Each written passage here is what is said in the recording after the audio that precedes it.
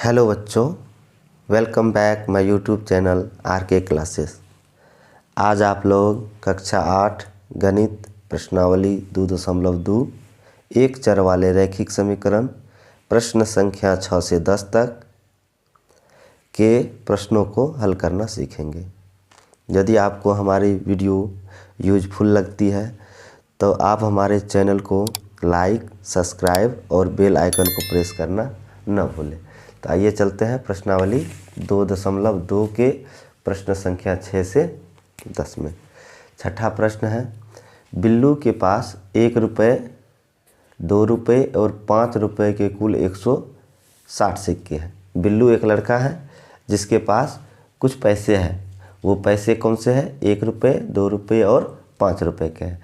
ये सिक्के हैं कुल 160, लेकिन उस सिक्कों का मूल्य 300 है। यानी कुछ 1 रुपये के सिक्के हैं, कुछ 2 रुपये के हैं और कुछ 5 रुपये के हैं। कुल मिला करके वो 160 सिक्के और उसका मूल्य 300 है। यदि 2 रुपये के सिक्कों की संख्या 5 रुपये के सिक्कों की संख्या की 3 गुनी है तो उसके पास प्रत्येक प्रकार के कितने सिक्के हैं? दिया है 2 रुपये के सिक्कों की संख्या 5 रुपये के सिक्कों की संख्या जो है उससे 3 गुनी है। तो 3 गुनी है, यहीं से हम बनाना शुरू करते हैं। माना 5 रुपये के सिक्कों की संख्या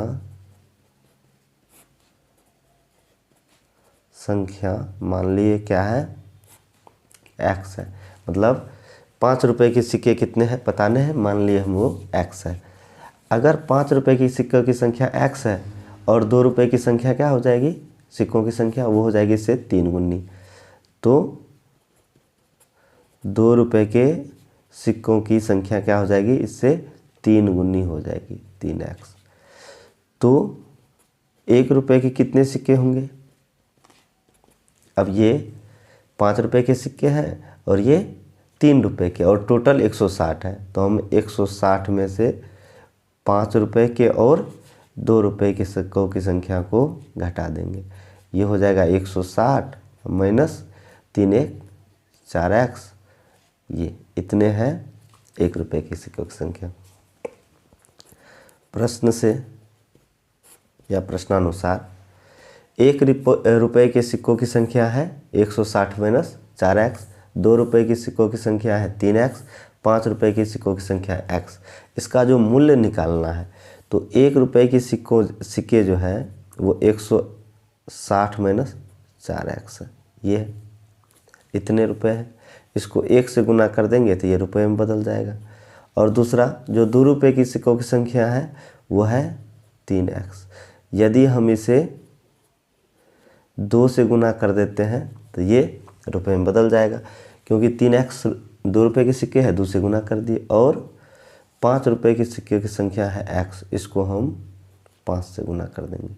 ये सभी रुपये में बदल चुके हैं और इसका योग कितना है? 300, जैसा कि हमें प्रश्न में दिया हुआ है। ठीक है, आगे चलते हैं। अब इसको जब हम 1 से गुना करेंगे तो ये हो जाएगा 160 माइनस 4x। इसको जब गुना करेंगे तो प्लस 3 दूनी 6x, और इसको जब हम गुना करेंगे तो प्लस 5x बराबर 300। आगे देखते हैं 160, यहाँ देखते हैं 6x प्लस में, 5x प्लस में और 4x माइनस में। 6 5 11 प्लस में हुआ और 4 घट गया, तो 11 में से 4 गया 7, यहाँ हो गया प्लस 7x बराबर 300। आगे 7x बराबर, जैसा हम पहले से जानते हैं, x वाले पार्ट को बाएं तरफ रखेंगे, बिना x वाले को दूसरे साइड भेज देंगे। 300 माइनस 160। यहाँ से 7x बराबर 300 माइनस 160, 0 का 0, 10 में से 6 गया 4, 2 में से गया 1। 7x बराबर 140, x बराबर 140 बटे 7, और ये कट करके हो जाएगा 20। यानी x का संख्या कितना आया? x 20 आया। x हमने क्या माना था? 5 रुपये के सिक्कों की संख्या, तो ये आ जाएगा कितना? ₹5 के सिक्कों की संख्या x बराबर 20। ₹2 का सिक्का कितना आया, दिया है 3x, मतलब 3 गुना 20 60। और ₹1 की सिक्कों की संख्या ये आ जाएगा 160 माइनस 4x, x का मान 20, तो 160 माइनस 20 चौके 80, ये हो जाएगा 80। अर्थात ₹5 के 20 सिक्के, ₹2 के 60 सिक्के और ₹1 के 80 सिक्के। आप ये प्रश्न को नोट कर सकते हैं। आइए प्रश्न संख्या 7 को बनाते हैं। पिता ने अपने 3 संतानों के बीच अपनी संपत्ति का बंटवारा 1:2:3 के अनुपात के रूप में करता है और अपने लिए 1 लाख रुपए रखता है। यदि उसकी कुल संपत्ति 2.5 लाख यानी 2.5 लाख है, आदमी है, पिता है, जो अपने संपत्ति को बांटना चाहता है 3 बच्चों में। तीनों बच्चों को 1, 2, 3 के अनुपात में रुपये मिलता है और अपने लिए 1 लाख रुपया बचा के रखते हैं और उसकी संपत्ति 2.5 लाख रुपये। तो देखते हैं, इसको हल करते हैं। माना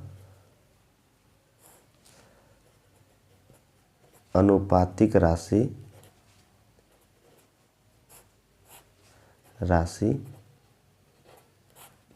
x है, तो प्रथम संतान को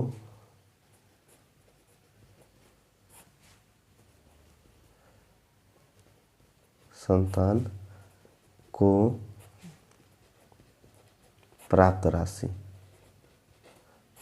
1x, 1x को x ही लिखेंगे, x रुपया। द्वितीय संतान को प्राप्त राशि हो जाएगा 2x और तृतीय संतान को प्राप्त राशि हो जाएगा 3x रुपये। ये अनुपात के रूप में बांट दिया और अपने लिए भी 1 लाख रखता है और उसके बाद 2.5 लाख इसका कुल संपत्ति है। तो प्रश्नानुसार प्रथम संतान को जो x मिला है, दूसरा जो 2x मिला है, तीसरा को जो 3x मिला है और इसको जो 1 लाख है, ये सब बराबर है किसके, 2.5 लाख के। क्योंकि इसी संपत्ति को बांटना है, 2.5 लाख को ही x, 2x, 3x और 1 लाख में बांटा गया है। तो आगे हम हल करते हैं। यहाँ इस तीनों को जोड़ देंगे, x वाले पद है 3 2 5 1 6x प्लस 1 लाख बराबर 2.5 को अगर हम 1 लाख से गुना कर दे तो ये हो जाएगा 2,50,000। अब 6x को हम इस साइड रखते हैं और 1 लाख को इस साइड भेज देते हैं। 6x बराबर इसमें से घटाने पे हो जाएगा ये 1.15000, 1,50,000। अब यहाँ से x बराबर 1,5,5 लाख बटे 6, इसको काट देने से हो जाएगा ये 6 दूनी 12, 30, 6 पंचे 30, 25,000। तब यहाँ से हम कह सकते हैं x का वैल्यू क्या आया, 25,000। तो प्रथम संतान को x मिला है तो मिला 25,000। द्वितीय संतान को 2x मिला है तो 2 गुना 25,000, ये हो जाएगा 50,000। और तृतीय को 3x मिला है, 3 गुना 25,000, तो ये हो जाएगा 75,000। इस तरह से तीनों संतान को जिस अनुपात में देना है उस अनुपातिक राशि को हमने x मान लिया। इस कारण से पहला को x, दूसरा को 2x, तीसरा को 3x। ये तीनों को उसी 2.5 लाख में से मिलता है और अपने लिए भी 1 लाख उसी में से बचाते हैं और ये सभी मिला के कितने हैं, 2.5 लाख। तो इस तरह से उसके बाद हम समीकरण को हल करेंगे। प्लस वाला दूसरे साइड माइनस में जाएगा, गुना भाग में जाएगा और ये x का मान हमें 25,000 प्राप्त हो जाएगा। और उसके बाद हम प्रथम, द्वितीय और तृतीय संतान को जो राशि प्राप्त हुआ है उसको हम निकाल सकते हैं। अब आप लोग इस प्रश्न को देखिए, नोट कीजिए, रिवीजन कीजिए। चलते हैं अगले प्रश्न की ओर। 8वां प्रश्न है, 11 के लगातार 3 गुणजों का योगफल 231 है, उन्हें ज्ञात कीजिए। अब गुणज क्या होता है, तो 11 का गुणज होगा 11 गुना 1 मतलब 11 पहला गुणज, 11 गुना 2 22 दूसरा गुणज, 11 गुना 3 33 तीसरा गुणज, 11 गुना 4 44 चौथा गुणज। इसी तरह से गुणजों की संख्या अपरिमित रूप से अनेक होता है, तो कितनों भी हो सकते हैं। तो इसी तरह के 3 गुणज को लिया गया है और उनका योगफल 231 है। तो हमें पता नहीं कि ये 3 वाले को जोड़ करके 231 हुआ है या इससे आगे वाले ये 3 को या इससे आगे वाले को, लेकिन कहीं से भी 3 गुणज ही लिया गया है, तो हमें ये पता नहीं है। लेकिन 3 गुणज को हम लगातार अगर जोड़ते हैं तो वो योगफल 231 होना चाहिए। तो हम मान लेते हैं पहली 11 का प्रथम गुणज माना 11 का प्रथम गुणज x है, तो 11 का द्वितीय गुणज क्या होगा, इससे 11 अधिक होगा, मतलब x प्लस 11। इसलिए 11 का तृतीय गुणज क्या होगा, 11 प्लस 11 और फिर इसमें से 11 जोड़ देंगे, मतलब x प्लस 22। तो इस तरह से हमें 3 गुणज मिल गया। तो लिखते हैं प्रश्न से या प्रश्नानुसार, तीनों गुणजों का योगफल x plus 11 plus x plus 22, इनको योग करेंगे तो ये प्राप्त होगा हमें 231 हमें प्राप्त होगा। तो हम इसे हल कर लेते हैं। अब ये एक समीकरण बन गया है, रैखिक समीकरण, इसे हल कर लेंगे। x जोड़ x जोड़ x तीनों मिला के 3x प्लस 11 और 22 मिला करके 33 बराबर 231। 3x बराबर 33 को दाएं तरफ ले जाएंगे तो ये घट जाएगा। 3x बराबर घटाएंगे 11 एक पैसा देंगे, 11 में से 3 गया 8, 2 में से नहीं घटेगा 1 पैसा लेंगे, 12 में से 3 गया 9 और यहाँ बच गया 1, अर्थात x बराबर 198/3। अगर इसको हम काटते हैं तो ये हो जाएगा 3 छक्के 18, एक हाथ से बचेगा 18 हो जाएगा, 3 छक्के 18, यानी x बराबर आ गया 66। तो प्रथम गुणज 66, द्वितीय गुणज 66 प्लस 11 मतलब 77 और तृतीय ये है x प्लस 22, तो 66 प्लस 22 बराबर 88। इसी तीनों को अगर हम योग करेंगे तो हमें 231 प्राप्त हो जाएगा। 66 77 88 713 13 8। धन्यवाद, इसको आप नोट कर लीजिए। आइए प्रश्न संख्या 9 को देखते हैं। संकुल संसाधन केंद्र मध्य विद्यालय फरना में आयोजित बाल मेले में प्रत्येक विजेता छात्र को 2 कलम एवं विजेता को छोड़कर शेष सभी प्रतिभागियों को 1 कलम दिया गया। यदि 100 छात्रों के बीच 120 कलम दिए गए तो विजेताओं की संख्या ज्ञात कीजिए। संकुल संसाधन केंद्र मध्य विद्यालय फरना है ना, कोई स्कूल है, वहाँ पर कंपटीशन कराया जाता है, आयोजित होता है। वहाँ पे जो छात्र विजेता होते हैं, जीतते हैं, उसे 2 कलम दिया जाता है, जबकि हारने वाले छात्र को 1 कलम दिया जाता है। यदि 100 छात्रों के बीच 120 कलम दिए गए तो विजेताओं की संख्या ज्ञात कीजिए। यहाँ छात्रों की संख्या 100 है और कलम कितने दिए गए 120। तो मान लेते हैं, माना विजेता छात्रों की संख्या, जो जीते हैं कंपटीशन में उसका संख्या x है, और जो अन्य प्रतिभागी है, अन्य प्रतिभागी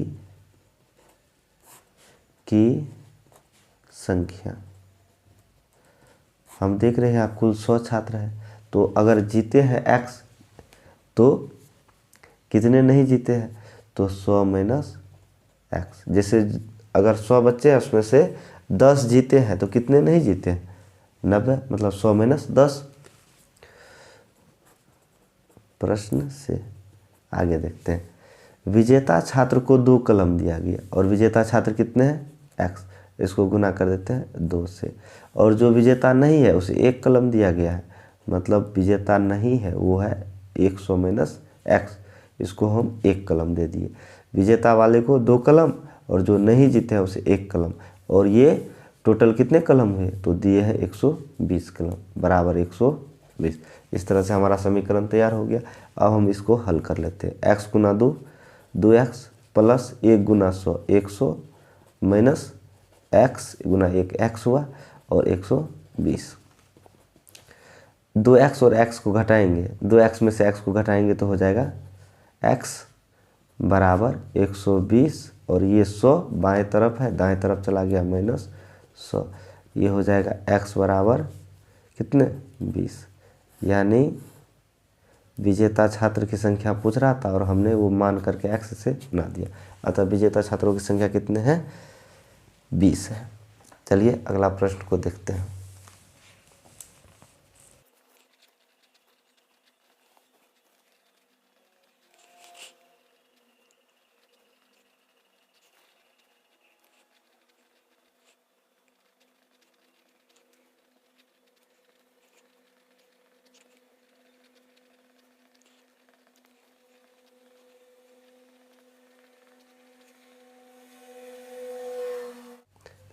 रवि के पिता की वर्तमान उम्र रवि के वर्तमान उम्र के 3 गुने से 5 वर्ष अधिक है।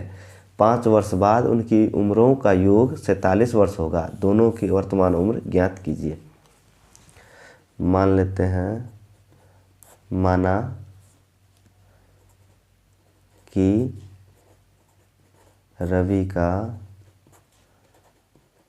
वर्तमान उम्र x वर्ष है, तो रवि के पिता का उम्र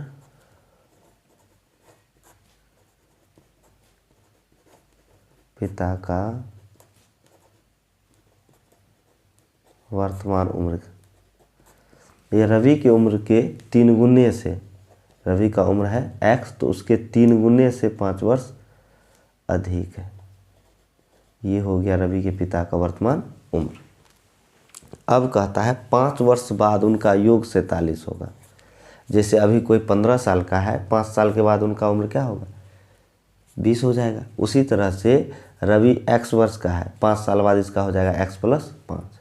रवि के पिता 3x प्लस 5 है, इनका क्या हो जाएगा 3x प्लस 5। प्रश्न से 5 वर्ष बाद x प्लस 5 वर्ष, ये रवि का हो गया, और उसके पिता का 3x प्लस 5 वर्ष, और ये दोनों का योग कितना है 47 दिया हुआ। तो यहाँ से समीकरण हमारा बन गया। फिर आगे इसको हम हल करते हैं। ये x प्लस 5 प्लस 3x और 5 मिल करके 10 बराबर 47। यहाँ से 3x और x मिल करके 4x, 10 और 5 मिल करके 15 बराबर 47। 4x बराबर 47, 15 को साइड भेज देंगे, माइनस में चला गया। 4x बराबर 47 माइनस 15 32, और x बराबर 32/4, x बराबर 4 8 32, तो x कितना आ गया 8 आ गया। आगे कहता है दोनों का वर्तमान उम्र बताइए। तो रवि का तो वर्तमान उम्र हमें पता चल गया कितना x 8 वर्ष, और उसके पिता का उम्र